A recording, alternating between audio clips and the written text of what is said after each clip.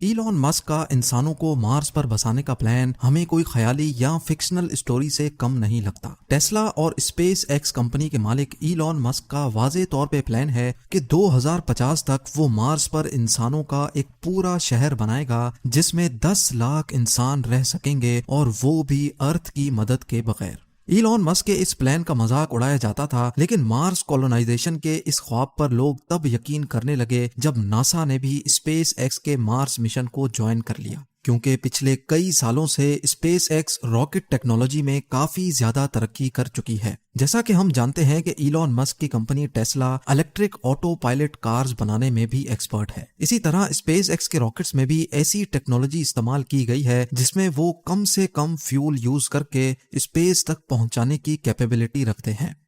مارس، جو کہ ارتھ سے 6 کروڑ 20 لاکھ کلومیٹر دور ہے، وہاں تک انسانوں کو پہنچانے کے لیے ایک خاص اسٹار شپ بنائی جا رہی ہے جو ایلون مسک کے مطابق ٹیسلا میں استعمال ہونے والی بیٹریز پر آپریٹ ہوگی، یعنی اس میں فیول کم سے کم استعمال کیا جائے گا۔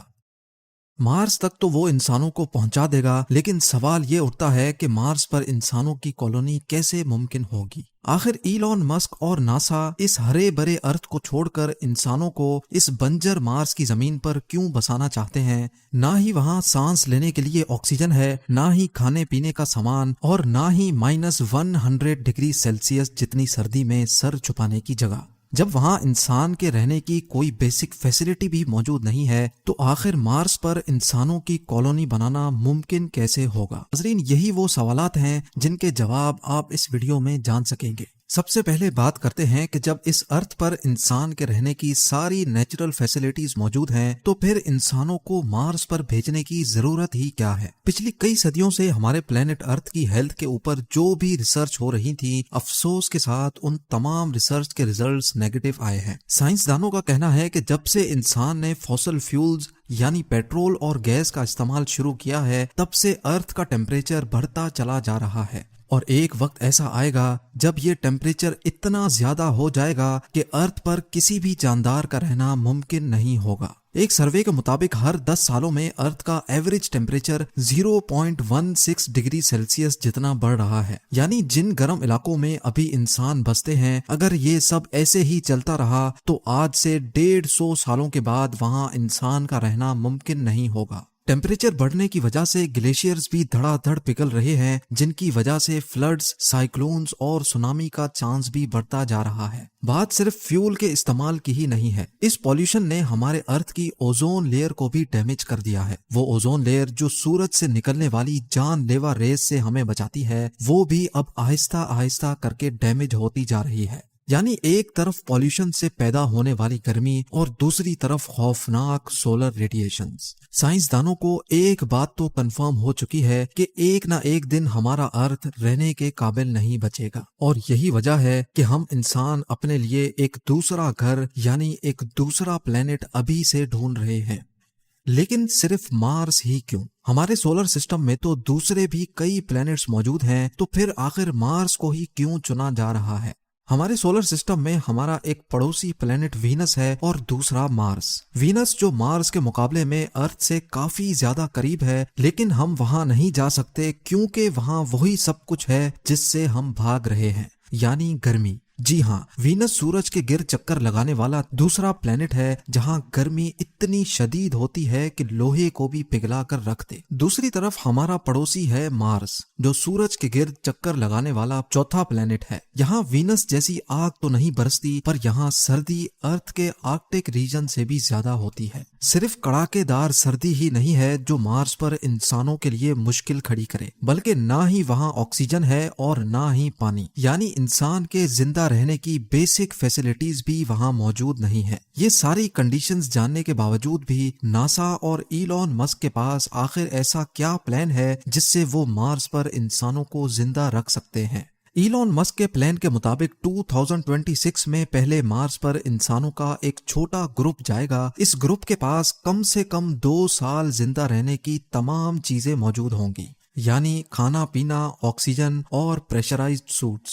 لیکن اس گروپ کے وہاں جانے سے بھی پہلے مارس پر ایک پروٹیکٹیو شیلٹر بنانا بہت ہی ضروری ہے، کیونکہ مارس پر مٹی کے خوفناک طوفان انسانوں کو نقصان پہنچا سکتے ہیں۔ یہ پروٹیکٹیو شیلٹرز مارس پر موجود مٹی سے ہی بنائے جائیں گے، لیکن جب مارس پر انسان نہیں ہوں گے تو یہ شیلٹر آخر بنائے گا کون؟ حیرت انگیز طور پہ یہ شیلٹرز مارس پر موجود روبوٹس بنائیں گے۔ آرٹیفیشل انٹیلیجنٹ روبوٹس کو انسانوں سے پہلے مارس پر بھیجا جائے گا۔ یہ ایک خاص قسم کے روبوٹس ہوں گے جو ویسے تو الگ الگ حصوں میں کام کر سکیں گے، لیکن ضرورت پڑنے پر وہ آپس میں جڑ بھی سکیں گے۔ یہ روبوٹس انسان کے کام کرنے سے کافی زیادہ فاسٹ کام کر سکیں گے، جن میں کیمراز، سینسرز، مٹی کھودنے کے لیے ایکسکیویٹرز اور 3D پرنٹر یونٹس بھی لگے ہوں گے۔ سولر انرجی سے چلنے والے یہ روبوٹس پہلے تو سینسرز کی مدد سے ایک خاص قسم کی مٹی ڈھونڈیں گے۔ جس جگہ پر وہ خاص مٹی زیادہ پائیں گے وہیں وہ اپنا بیس یونٹ قائم کر لیں گے۔ ان روبوٹس میں سے جس کا کام ڈگنگ کا ہوگا وہ اس جگہ کو کھود کر مٹی کو کلیکٹ کرے گا، اور پھر چھوٹے چھوٹے روبوٹس یہ مٹی ریفائننگ یونٹ تک لے کر جائیں گے۔ ریفائننگ کے بعد یہ مٹی 3D پرنٹر یونٹ تک پہنچائی جائے گی، جو ایک ایک لیئر کر کے 3D پرنٹ کرتے جائیں گے۔ کئی مہینوں تک یہ کام ایسے ہی چلتا رہے گا، جس کو ارتھ سے بیٹھ کر بھی مانیٹر کیا جا سکے گا۔ شیلٹر کمپلیٹ ہونے کے بعد اسٹارٹ ہوگا روبوٹس کا دوسرا فیز۔ اب مارس پر پہلی بار انسانوں کا ایک گروپ لینڈ کرے گا۔ کیونکہ انسان یہاں پہلی بار لینڈ کریں گے، اسی لیے ان کے پاس کافی سارا سامان بھی موجود ہوگا۔ مارس پر موجود روبوٹس انسانوں کو وہاں ویلکم کریں گے، ان کا سامان اٹھا کر لینڈنگ سائٹ سے بیس یونٹ تک لے کے جائیں گے، اور بیس یونٹ کے شیلٹر کے اندر چھوٹے چھوٹے یونٹس کو رکھا جائے گا جو اپنے آپ انفلیٹ ہو جائیں گے۔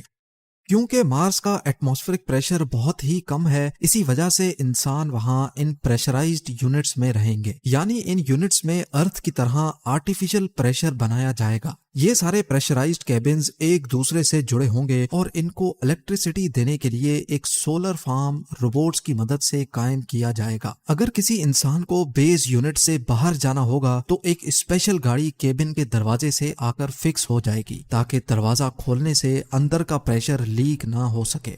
اب باری ہوگی مارس پر ایک گرین ہاؤس بنانے کی، تاکہ مارس پر ویجیٹیشن کی جا سکے۔ سائنس ریسرچ کے مطابق مارس پر اسٹارٹنگ میں صرف پوٹیٹوز اور بینز لگائے جا سکیں گے۔ گرین ہاؤس کے اندر پلانٹس جیسے جیسے بڑے ہوں گے، ان میں سے ایک ایسی چیز نکلے گی جس کا ہونا مارس پر بہت ہی زیادہ ضروری ہے، اور وہ ہے آکسیجن۔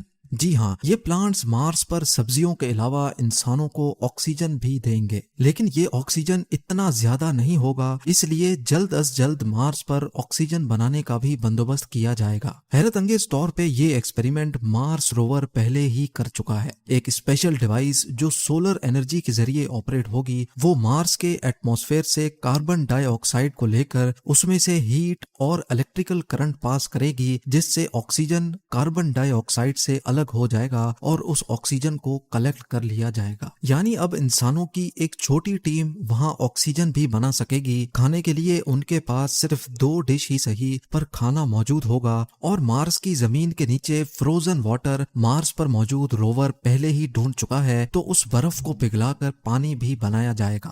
100 باتوں کی ایک بات، مارس پر بھیجے گئے انسان اب بغیر ارتھ کی مدد سے زندہ بھی رہ سکیں گے، اور وقت پڑنے پر واپس ارتھ کی طرف روانہ بھی ہو سکیں گے۔ لیکن کیا یہ سب ایسے ہی چلتا رہے گا؟ کیا مارس پر جانے والے لوگ کبھی بھی اپنے کیبن سے باہر نہیں نکلیں گے؟ اگر مارس پر جا کر بھی ایسی ہی زندگی گزارنی ہے تو پھر اتنے زیادہ تام جھام کی آخر ضرورت ہی کیا تھی؟ سائنسدانوں کے پاس اس مسئلے کا کوئی سولوشن تو نہیں ہے، لیکن ان کا یہ خیال ہے کہ اگر مارس کے ایٹماسفیئر میں کچھ ایسی چینجز کی جائیں جس سے مارس کا ٹیمپریچر بڑھ جائے، تو شاید آنے والے 100 یا 200 سالوں کے بعد مارس ویسا ہی ہرا بھرا ہو سکتا ہے جیسا ابھی ہمارا ارتھ ہے۔ یعنی سائنسدانوں کے مطابق مارس کا ٹیمپریچر بڑھانے سے وہاں دوبارہ زندگی پائی جا سکتی ہے، اور اس کام کے لیے جو آئیڈیاز دیے جا رہے ہیں وہ جان کر یقین کرنا مشکل ہوگا۔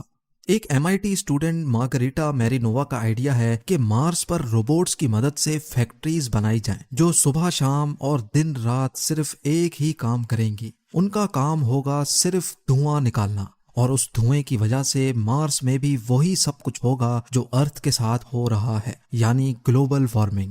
دوسری طرف ایلون مسک نے بھی مارس کا ٹیمپریچر بڑھانے کے لیے ایک آئیڈیا دیا ہے، اور وہ یہ ہے کہ مارس پر نیوکلیئر ویپن استعمال کیے جائیں۔ ان کا کہنا ہے کہ مارس پر 10,000 نیوکلیئر میزائلز فائر کیے جائیں گے تو وہاں کی آئس بھی میلٹ ہوگی اور وہاں کا اوور آل ٹیمپریچر بھی بڑھے گا، جس کی وجہ سے مارس جلد از جلد انسانوں کے رہنے کے قابل بن سکے گا۔ ناظرین، ایلون مسک اور ناسا کا ابھی تک کا پلان یہی ہے کہ 2026 میں پہلے انسانوں کا چھوٹا گروپ وہاں جا کر مختلف ایکسپیریمنٹس کرے گا، اور پھر ہر 2 سالوں کے بعد جب ارتھ اور مارس ایک دوسرے کے قریب آ جاتے ہیں تب وہاں مزید لوگ بھیجے جائیں گے۔ 2050 تک مارس پر 10 لاکھ لوگ ایسے ہی پریشرائزڈ کیبنز میں رہیں گے، اور ساتھ ساتھ مارس کا ٹیمپریچر بڑھانے کے لیے بھی کوششیں کی جائیں گی۔ ان کا خیال ہے کہ 100 یا 200 سالوں کے بعد وہ مارس کو بھی ارتھ جیسا پلینٹ بنانے میں کامیاب ہو جائیں گے۔